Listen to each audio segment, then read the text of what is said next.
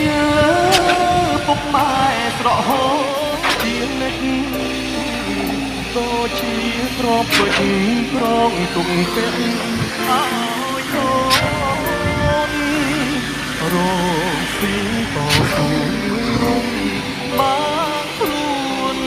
ប្រឹងរកអើយអូ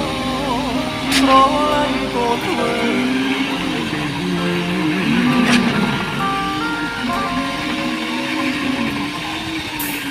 ដៃត្រកងអោបតែកំភ្លើងការពីជាតិយើងចាញ់សាច់ត្រី